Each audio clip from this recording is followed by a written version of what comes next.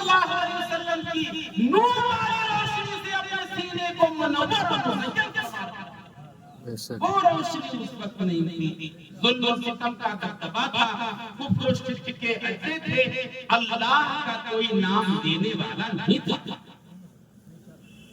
چاروں طرف برائیاں ہی برائیاں، بیٹیوں کو بالکل ہی حقارت سے نگاہ سے دور، بیٹیوں کو زحمت سمجھ کر کے جہالت کے دور میں عرب کی حکومت میں بیٹیاں جب پیدا ہوتی تھی تو انہیں زندہ دفن کر دیا جاتا تھا۔ اللہ اکبر، یہ جہالت کی انتہا تھی۔ پھر وہ روشنی کیسے روشنی تھی؟ وہاں روشنی نہیں تھی۔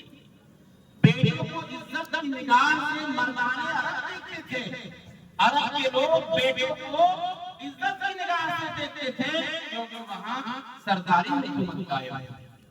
بلیک پیپل اور وائٹ پیپل یعنی گورے اور کالے کا بھید 100% عرب کی سرزمین پر تھا۔ اگر کوئی بچہ گورا پیدا ہو جاتا قاری صاحب تو وہاں اسے حکمرانی والی نگاہ سے اپنے لہب کے قبیلے میں لوگ جانتے تھے۔ عتبہ بن شیبہ کے اندر لوگ اس کو حکومت کی نگاہ سے دیکھتے تھے، عزت کی نگاہ سے دیکھتے تھے۔ ابو جہل کے خاندانوں میں، ابو جہل کے کمیونٹی کے اندر گورے بچے کو عزت کی نگاہ سے دیکھا تھا۔ کیوں؟ کیونکہ وہاں گورے اور کالے کا بھید تھا حضور کی آمد سے پہلے۔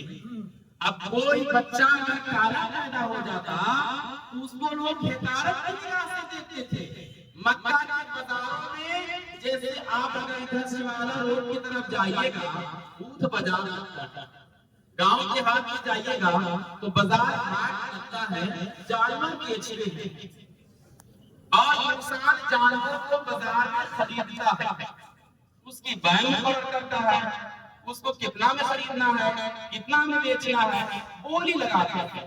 مکہ کے بازار کا حال یہ تھا کہ جب محمد عربی صلی اللہ علیہ وسلم کی آمد نہیں ہوئی تھی تو انسان کو بیچا جاتا تھا۔ جو بلیک پیپل کو لوگ ہوتے تھے، کالے لوگ ہوتے تھے، انہیں بازار میں کھڑا کر کے ابو جہل جیسا جہنمی، ابو لہب جیسا جہنمی، عتبہ بن شیبہ جیسا جہنمی کھڑا ہو کر کے یہ لوگوں کی بولیاں لگاتے تھے۔ اللہ اکبر کبیرہ۔ یہ بھی انتظار میں تھے کوئی ہمارا رہبر ضرور آئے گا، کوئی ہمارا پیشوا ضرور آئے گا، ایک دن ایسا ہوگا کہ ہمارا حامی و ناصر ضرور کوئی آئے گا۔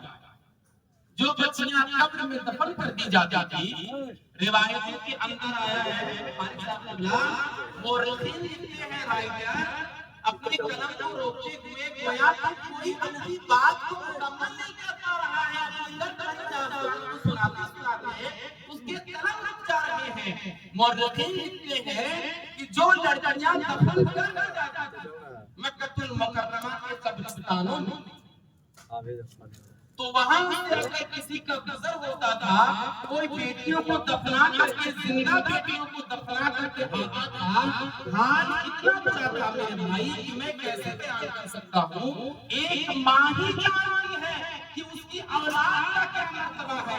کہتے ہیں نا کہ پتا کا پنیہ اگر آپ کے ساتھ ہے تو ماتا کا دلال بھی آپ کے ساتھ۔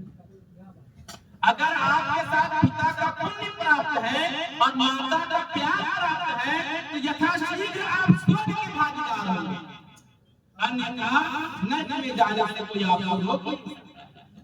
نرک کا دوار تو سدا کھلا ہوا ہے، سورگ کا دوار بھی کھلے گا ایسا نہیں ہے، لیکن سورگ کا دوار کس کے لیے کھلے گا؟ اور نرک کے بھاگیدار کون لوگ ہوں گے؟ جو اپنے ماتا کے ساتھ صحیح ویوہار نہیں کرتے ہیں ان کے لیے، جو اپنے پتا کے ساتھ صحیح ویوہار نہیں کرتے ہیں ان کے لیے نرک ہے، گویا وہ جہنم میں بھاگیدار ہے۔